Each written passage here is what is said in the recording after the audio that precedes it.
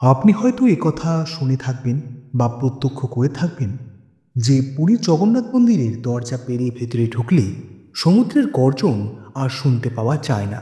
হ্যাঁ, এর কারণ হলো হনুমানজি। তবে শুনে নেওয়া যাক আসল ঘটনাটা।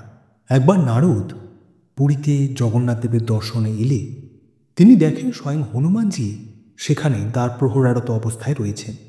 তাকে জিজ্ঞেস করলে হনুমানজি বলেন যে আমার প্রভু বিশ্রাম নিচ্ছেন, আপনি একটু অপেক্ষা করুন। বেশ অনেকক্ষণ পেরিয়ে গেলে নারদ স্বয়ং মন্দিরে প্রবেশ করলেন এবং দেখলেন স্বয়ং জগন্নাথকে বিচলিত অবস্থায় ঘোরাফেরা করছেন এবং তিনি জানালেন যে সমুদ্রের গর্জনে তার বিশ্রাম নিতে সমস্যা হচ্ছে। এই কথা জানতে পেরে হনুমান স্বয়ং সমুদ্রদেবকে আহ্বান করলেন এবং জানালেন যে আপনার গর্জনের কারণে আমার প্রভু বিশ্রাম নিতে সমস্যা হচ্ছে। তখন সমুদ্রদেব জানালেন যে বাতাস প্রবাহিত হলে সমুদ্রের গর্জন তো হবেই, আমার এতে কিছু করবার নেই। তখন হনুমান পবনদেবের দ্বারস্থ হলেন এবং তাকে জানালেন আপনার প্রবাহমান বাতাসের জন্য আমার প্রভু বিশ্রাম নিতে সমস্যা হচ্ছে, আপনি এটি বন্ধ করুন।